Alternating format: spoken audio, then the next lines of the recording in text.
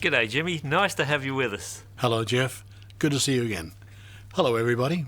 Jimmy, when did you first become involved in music? It goes back a long way, Jeff. I come from a musical family. My parents were vaudevillians, singers, dancers, and storytellers, and myself and my brothers and sisters just sort of followed on from there. How old were you when you started performing? About 10. Prior to that, I was mostly always watching and absorbing and observing. And then I would sing a few songs with Dad and sing a few songs with Mum, and in public, at parties and little concerts. But by the time I was 13, I then began to play the guitar, and that really boosted my confidence. So really, between 10 and 13 was the years that I started to think seriously about getting on the road. Now, where are you from? I'm from southern New South Wales in Australia. Inland, I was born inland in the land of my mother's people, Yorta clan, on the Murray River. And then in the latter part of my schooling, Mum and Dad moved to the coast to Dad's people. And so I grew up in both areas of my family. Dad's a Yuan clan person from the coast. So I had the wonderful river inland growing up, and then the coastal hilly parts of the southern New South Wales. So all this was great for my love of the country in a rural sense, Can you tell us any more about your heritage? Yeah, I can I can talk a lot about that. Having two distinct tribal backgrounds in my heritage, and beyond that, it's been a wonderful journey of learning and applying oneself to the new life coming around me, growing up in general society, from the community. I took on board a lot of information from people of all walks of life, particularly at school and sport and in the arts. I found that everybody had a culture, everybody had a family tree, and everybody had an interesting story to tell. And I wanted to tell my story in the best way I knew how, just like a lot of other people. There were writers, and there were poets, and there were dancers, and there were singers, musicians. And in my early stage, I thought, gee, if I can do that, I'll feel really part of the whole nation growing up, and I can express myself personally and culturally and artistically. And so all of that was really just building the foundation of my wanting to be a travelling troubadour, if you will. When did you first hear the song Morning Town Ride? On radio, of course. I was always listening to radio for songs to learn and just to enjoy entertainment. And the Seekers, our big international Australian group, sang many songs, and that was the one that really captured my imagination, I thought, because I loved being a child, and I loved working with children, and every song that's about or written and performed for children I love. And Morning Town Ride was always in my mind somewhere when I went and sang at school or parties. And the kids would jump in. Not only that, but the adults love it too. And I'm glad that I had a chance to sing that with you, Jeff.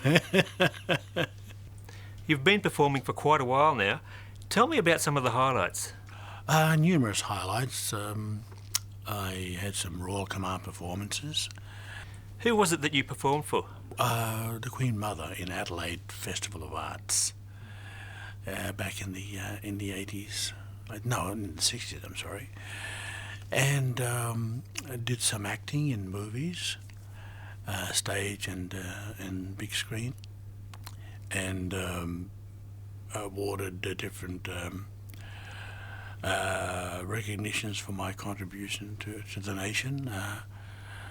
What were some of the awards that you received? The Mo Award, which we have in our industry, is a humanitarian award, and I got that, and I was also awarded Aboriginal of the Year, and of course gold records and silver record awards.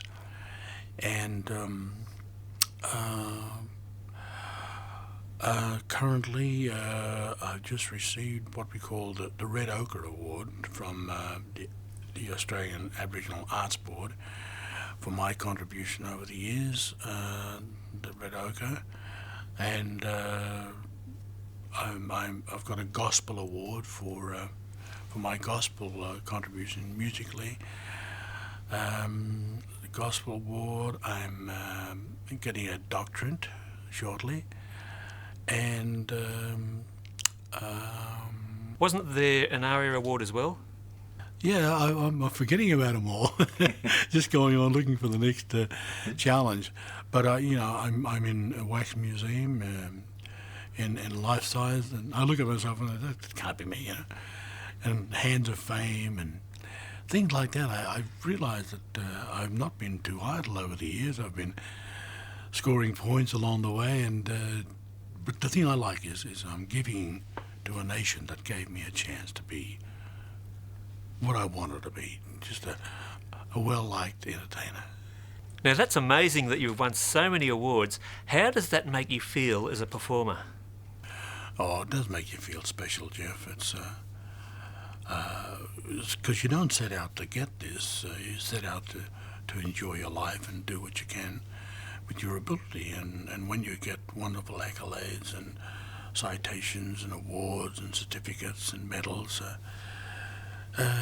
you realise that you're going about your business, but a lot of important people are taking note and are putting your name down for your contribution, and it's building up, and it says, gee, your nation appreciates you, and that's a lot to get from a nation. When you think about the nation of people are strangers, yet we're friends in a distant sort of way. And it's the kind of things you expect from family, immediate family. But I look at all Australians and music lovers and entertainers as extended family members. So when they're all saying, well done, Jimmy, I accept what they have to offer, and I accept their compliments and their camaraderie and all those wonderful things. It makes me feel I'm going to do another, and I'm going to put more into what I do. And it's given me a lot of energy and a lot of pride and a lot of ideas of how to keep on keeping on, rather than come to a wall or a dead end and say, well, that's all I can do. I keep being inspired to look for new ways to entertain the public. Where have you travelled over the years? Just all over Australia. In what we call the tours, the mini tours and the major tours. I did have a chance with the WOMAD Festival to go abroad for the first and only time, and representing Australia. In the WOMAD Festival, we went to Hanover in Germany, and went to London to perform. I went to Seattle and Singapore, and in between dates of performing, it was kind of a little working holiday. I went to Hollywood and New York and Vancouver. So it was a wonderful trip just to see these places that I've seen on the screen and in magazines all these years. And here I was walking down those famous streets and realizing that I've been blessed in many ways with my music to be able to go that far. And when I arrived at London airport, I think it was Heathrow, and it was odd and strange over the intercom. Would Mr. Jimmy Little please come to the information area or something? And there's millions of people walking around, and then Jimmy Little in the air, and nobody knows me here, And it just felt wonderful and crazy to be walking around the airport in London and have your name, called out. And a similar thing happened when I went to New Guinea, just off from Australia. I got off the plane there. I was performing there one weekend, and this little child's voice sang out across the tarmac, Jimmy Little, you know, where I'd never been there before. And it was also wonderful and strange. The organisers who had me come to New Guinea was at the airport, and the little girl recognised me. They were from Australia, so they knew me. And Jimmy Little. So those 2 times I heard my name mentioned in a foreign land to walking around Sydney and Melbourne, you know. But those little things, they're little highlights in my life. You've been playing music for quite a while now. Tell me about your chart success. My first real chart success was Royal Telephone, a gospel standard from way back that I got a chance to revive, if you will. And that took me to the top of the hit parades and gave me gold and silver and a big recognition, a great boost to my career. Prior to that, I had other minor hits that weren't real chart stoppers, but Royal Telephone was the biggest and not necessarily the best. I look at a lot of things I recorded, and they were great, you know. I come out of the studio feeling this is a hit, you know, and sometimes they don't go anywhere. So I just leave it to the public now. I'll do my best in the studio, and if it goes to the top, fine. If it doesn't, it's going to go to the people who know what I do and enjoy that. Do you still travel and perform? Not as much as before, Jeff. I love touring, I love meeting people, I love performing. I'm a kidney patient now, on dialysis, and I'm on the transplant list, so it's slowed me down quite a lot, energy-wise and medically-wise. I have to make time for that now, but I'm still going across the nation on weekends, or a day here, a day there. And I'm coping so far. My doctors are very happy with my medical treatment in the interim while I'm waiting for a transplant. You're involved in education. Tell us a bit about that. Well, as I was saying before, I'm interested in children getting a good start in life. And education is one of the important things that children must have, formal education, that is. And in my countrymen, the Aborigine, a lot of us have missed out on education to give us choices in life. So the government invited several well-known identities in the community to consider going to schools and having a little talk and a little lecture and inspiring them to be more attentive with school. So I'm one of the 17 ambassadors that go across Australia visiting schools by invitation, talking to the parents and talking to the school staff about ways and means of encouraging children to stay at school longer for better education. And in my little lectures, I give musical performances as well, and it's all part of the art program. So I enjoy all of that, and I just want to keep on inspiring others to do their best. We've been so honoured to have worked with you, Jimmy. Thank you, Jeff, for inviting me. It's good to catch up with the Wiggles again, and I thank you very much for that. And, ladies and gentlemen, nice to say hello to you. Hello, Joy. Now, you're a singer and a songwriter. When did you start singing?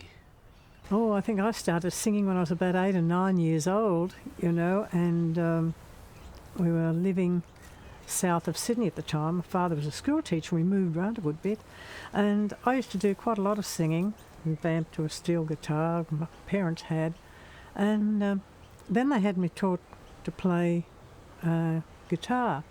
Had a little tiny one made for me.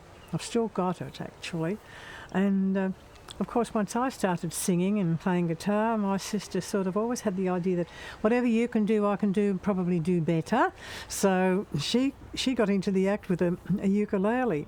So we began singing together quite a lot around, you know, just locally, that sort of thing. Then later when we moved to Sydney, we began doing local shows, you know, even though when we were just still at high school. After that, we went on to recording for a rodeo label and running our own radio show in Sydney on 2KY every Saturday night. So that's how I got into singing. When did you meet Slim? Met Slim about 1950, I think it was, and had come down to Sydney to do some shows for the same chap that we were doing a lot of shows with, a man called Tim McNamara. And Tim said, well, now we're going to be doing a lot of shows and a bit of touring, and you should meet the other people who are working in the show. So he brought us all out to his place in the afternoon, and then we were going to go to the showboat that night. It was a big ferry on the harbour where they had entertainment. So that's when I first met Slim, and we were doing all the same tours and shows, that sort of thing. He was down here recording for Regal Zonophone, so that's how we got together. We're all working together. Now, when did you marry Slim? In 1951. We married in 1951, and we ran quite a few shows around Sydney for a while, and then we went on the road in 1954. Slim is a famous musician in Australia. Can you tell me about some of his achievements? Yes, he had a very long recording career. He was the only singer in the world that had recorded, I think, for the one record company for 60 years. But he was also the first Australian to receive a gold record. He was the first Australian to ever have an international record hit. He was the first singer in the world to have his voice beamed to Earth from space, from the Columbia shuttle. And he was awarded more gold and platinum records here in Australia than any other Australian artist. And he has a catalogue of 107 albums. So he did quite a lot, but apart from that, he toured all of Australia, all the outback, as well as all the big cities. And people seem to think of Slim as a particular mate of theirs, whether they'd met him or not. I think that was one of the greatest achievements of all. Did Slim enjoy singing with the Wiggles? He had a great time. I think he wasn't quite sure of what to expect to begin with, but he ended up having a really nice time, because they were good friends, weren't they? By the end of the day, I think that Slim was able to sing I Like to Have a Dance with Dorothy all the way through without a mistake. What did Slim's audience think about him singing with the Wiggles? We'd go on tour and we had lots and lots of small girls and boys coming up and wanting to see Slim. One little girl was very, very serious. She said, "Oh, Mr. Dusty, you're a very good dancer." Slim was tickle pink with that. How would you describe Slim for those that didn't meet him? A very ordinary Australian. I think that's why Australians don't like too much of the star quality, I think, as you fellas would know. And I think that Australians found that Slim was someone they could relate to, and from letters and calls that we used to get and people coming to the shows, honestly, they felt they could talk to him about anything. He was very approachable, and what you saw with Slim was what you got. He was just an ordinary Australian. He's called himself just an ordinary Australian bloke. Do you still sing and write songs? I haven't done any writing much since I lost Slim. I hope to get back to it. I did write one, especially for Anne. I finished one, actually, that I had written, and she found the words and said she'd like me to finish it for her. So I did get down to do that, and I'm hoping to begin writing again. Thank you for sharing Slim's stories with us. Now, in recognition of Slim's work on It's a Wiggly Wiggly World, we'd like to present you with this award for sales in Australia and worldwide. Oh, Jeff, thank you. Oh, isn't that wonderful? Oh, look, thanks so much. Thank you. And I'm so glad everyone's enjoying Slim's music, Jeff. Excellent. Bye. Hi everyone, it's Jeff Wiggle here. Now it's time to talk to our good friend Christine Anu via the Wiggly satellite. Hi Christine, can you tell us where you're from? Originally, I come from the Torres Strait Islands, which is up past the pointy bit of Australia. In between Papua New Guinea and the pointy bit is the Torres Strait Islands. What was it like growing up in the Torres Strait Islands? It was lots and lots of fun. We didn't have playgrounds, but we went swimming all the time, and we played sandcastles on the beach, and we built a lot of humpies and cubby houses to play in, and we collected a lot of shells, just like Dorothy likes to do. Can you tell us about the song Tabanaba? Tabanaba comes from the eastern Torres Strait Islands, from an island called Stephen Island, and it's about going down to the reef and fishing and jumping in the dinghy and having a good fun time splishing and splashing around in the water. Can you tell us about the actions in the song? The actions go with the words, and it's just so that there are lovely little actions to go along with the pretty little words. Do all the songs from the Torres Strait Islands include actions? Lots of songs from the Torres Strait Islands include actions. There are two types of dancing styles. You can sit down, like we do in Tabanaba, to dance, or you can stand up, using instruments like a rattle and different types of things representing stars for navigation and storytelling, for fishing, and different sorts of things like that. So you can stand up dance or sit down dances, and you also have teams for boys and for girls. It's lots and lots of fun. Can you tell us a little bit about your career, Christine? My career started out as a dancer. I wanted to teach my cultural dances from the Torres Strait Islands to all of the audiences like you out there. And then from that, my interest grew into singing. And then I got signed to a record company and I started recording albums. That's when I went on to start doing TV, acting on television, and in movies. Wow! Can you tell us about some of the movies you've been in? I've been in movies like Moulin Rouge and The Matrix Reloaded, where I have a very small speaking part, and that was a lot of fun to do. Very exciting. I like doing movies. Thank you, Christine. It's been great speaking with you. Oh, and as we say in the Torres Strait, Yawo.